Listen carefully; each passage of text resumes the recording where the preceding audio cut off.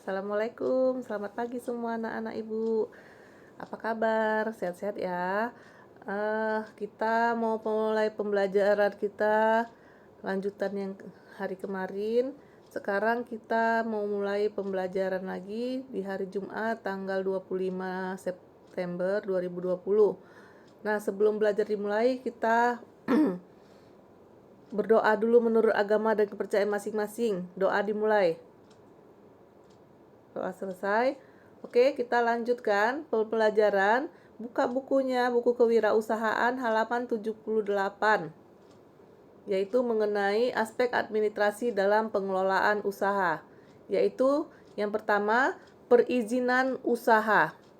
Perizinan usaha diperlukan untuk mendukung operasional usaha, baik usaha kecil, menengah, perseorangan, ataupun usaha berskala besar.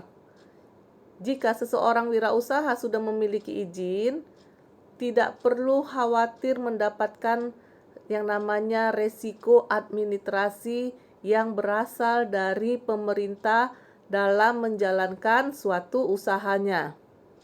Nah, ada di sini berikut adalah bidang yang memerlukan suatu izin usaha.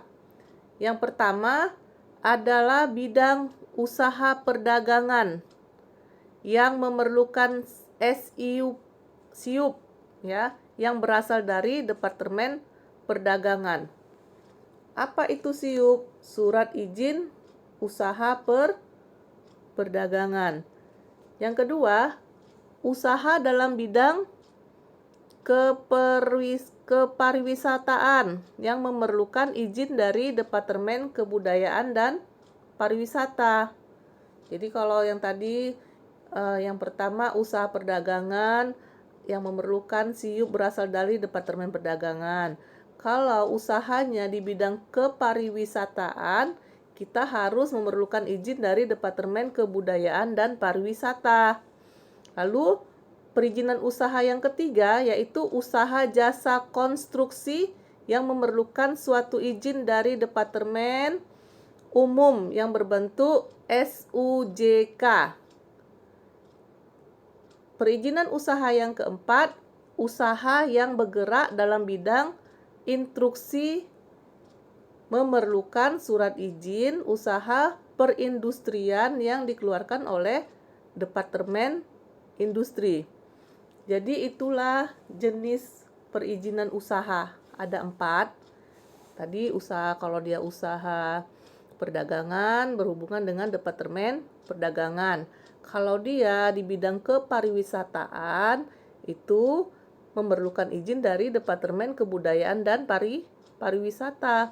Yang ketiga, departemen yang namanya bagian konstruksi itu izinnya nanti dari Departemen Umum dan yang berbentuk SUJK. Lalu yang keempat, usaha yang bergerak di bidang yang memerlukan surat izin usaha perindustrian itu dikeluarkan oleh Departemen Perindustrian. Ya, ada 4 perlu diingat. Izin usaha apa saja yang sesuai dengan ketentuan. Sekarang kita masuk ke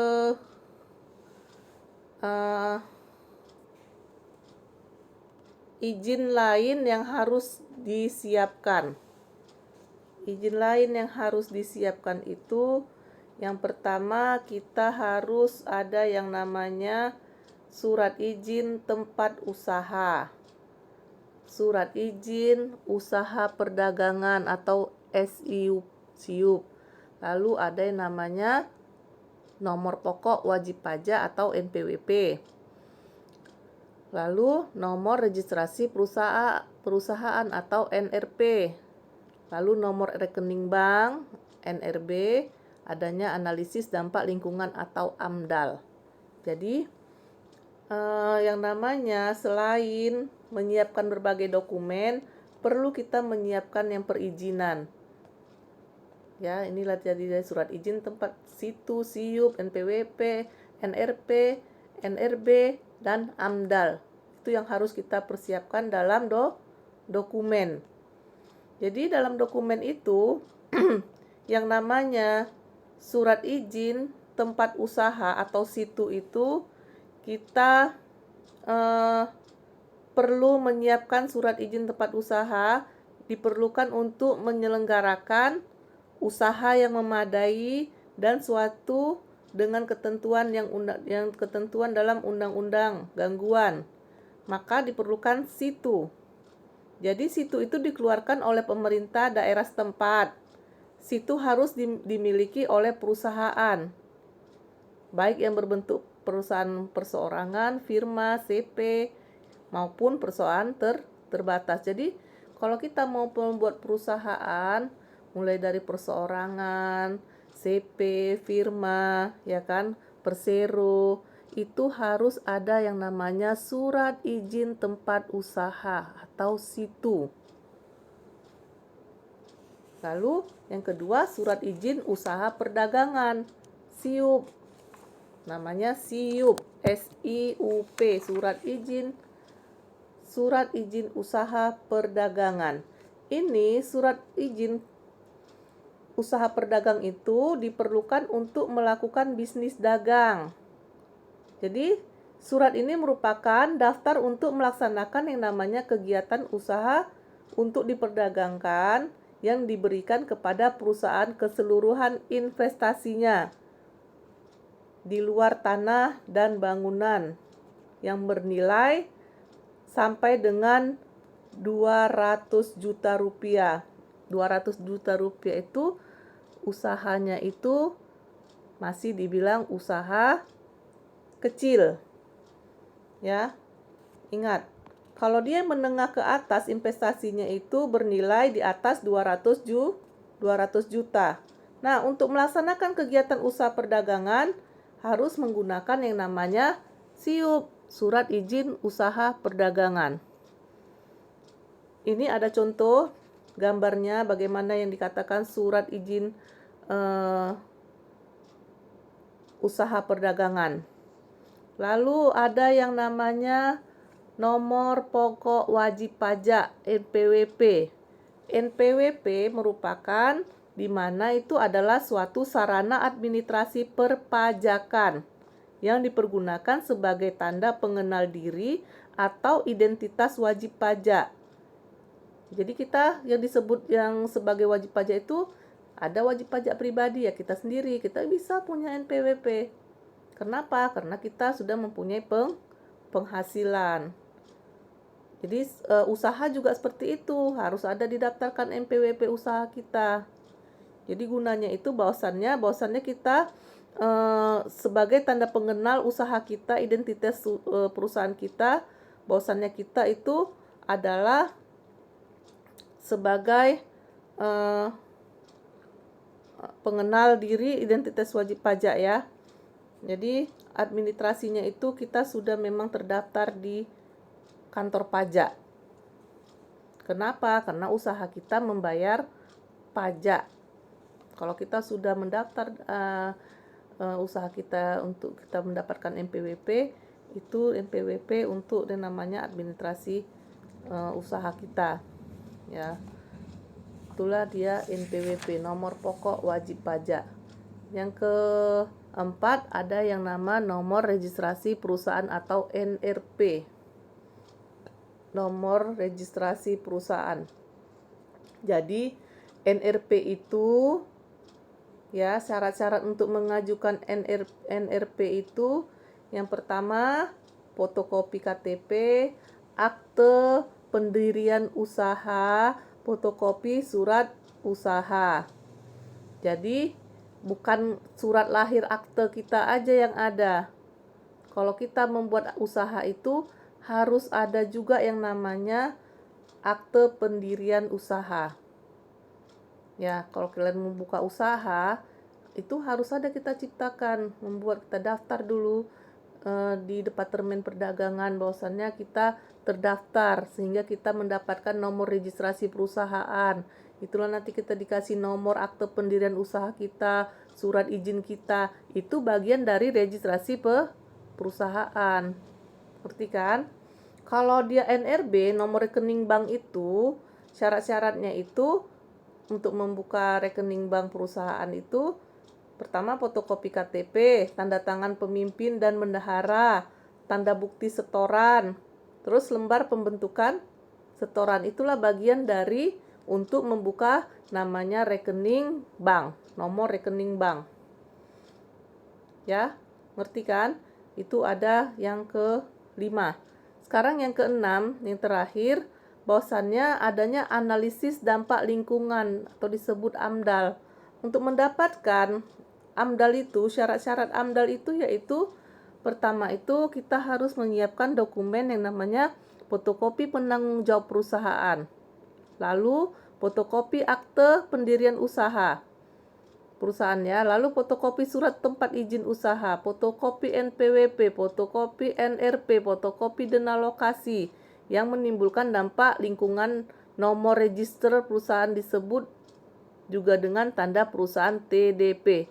Jadi yang terakhir analisis ya. Jadi dari analisis itu semua mulai dari susunan surat izin usaha, situs, SIUP, NPWP, NRP, NRB itu semua dilampirkan. Namanya di bagian analisis dampak lingkungan atau AMDAL.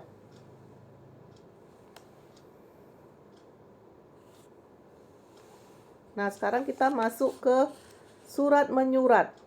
Surat menyurat halaman 84. Lanjut. Terdapat beberapa jenis surat menyurat yang dipergunakan dalam kegiatan usaha disebut dengan surat niaga. Berikut ada jenis-jenis surat niaga. Ada yang pertama, surat perkenalan, ya, surat permintaan dan penawaran, surat penawaran, surat pemberitahuan pengiriman barang, surat pesanan, dan surat pengaduan. Adapun pengertian dari surat perkenalan itu maksudnya adalah surat perkenalan itu adalah jenis surat yang berasal dari penjual kepada calon pembeli yang memiliki isi mengenai perusahaan agar diketahui oleh pembeli. Namanya surat perkenalan. Lalu surat permintaan dan penawaran atau permintaan dan penawarannya itu adalah jenis surat di mana surat ini diminta dan dikirim pada calon pembeli kepada penjual yang bertujuan untuk meminta penawaran tentang produk, baik itu barang ataupun jasa tertentu. Lalu ada yang surat menyurat yang ketiga, yaitu surat penawaran. Surat penawaran merupakan surat yang dibuat lalu dikirim oleh pihak penjual kepada calon pembeli dengan tujuan untuk menawarkan produk, baik barang maupun jasa. Lalu surat menyurat yang keempat yaitu surat pemberitahuan pengiriman barang. Surat pengetahuan pengiriman barang itu adalah jenis surat yang dikirim kepada pembeli dengan tujuan untuk memberitahu jika pesanan sudah diterima dan barang sudah dikirim ke alamat pembeli. Itu gunanya surat pemberitahuan pengiriman barang. Lalu ada surat pesanan. Surat pesanan itu adalah surat yang dibuat oleh pembeli dan dikirim kepada penjual yang berisikan pesanan barang ataupun jasa tertentu. Ada terakhir yaitu surat pengaduan. Surat pengaduan itu adalah jenis surat yang dibuat pembeli kepada penjual dan berisikan pemberitahuan jika barang yang diterima tidak sesuai dengan pesanan. Itu namanya surat pengaduan. Atau sama seperti kita retur barang. Jadi kalau nggak sesuai dengan pesanan atau barang itu cacat atau rusak, itu kita masuk kepada surat pengaduan. Ya, kita laporkan lagi. Oke, sampai di sini penjelasan Ibu, karena hari ini kita dua les pelajaran. Jadi Ibu ulang lagi materi kita yang hari ini. Tolong dipahami mulai dari apa saja perizinan usaha, lalu syarat untuk yang dimiliki oleh perusahaan, lalu surat menyuratnya apa-apa saja. Oke, sampai di sini. Nanti Ibu mau mengasihkan tugas. Tugas dikumpul minggu depan dalam bentuk portofolio lah kita bilang kan.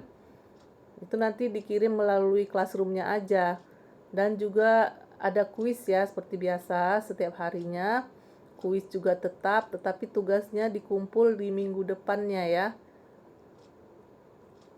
Tentang waktunya itu sampai dengan hari Kamis. Hari Kamis depan dikumpul. Kalau lebih cepat pun nggak apa-apa, masukkan aja ke classroomnya. Tugasnya nanti Ibu buat di classroom. Begitu juga dengan kuisnya dikerjakan langsung. Jangan ada lagi yang nilainya 20. Ya, yang tadinya ada juga yang semakin bagus. Sudah dapat 100 ya kan? IPAN dapat 100. Ya, seperti biasa. Dian, walaupun dengan perbaikan-perbaikan Ibu ambil nilai yang tertinggi. Oke, sampai di sini pertemuan kita. Assalamualaikum warahmatullahi wabarakatuh. Sampai jumpa dan terima kasih.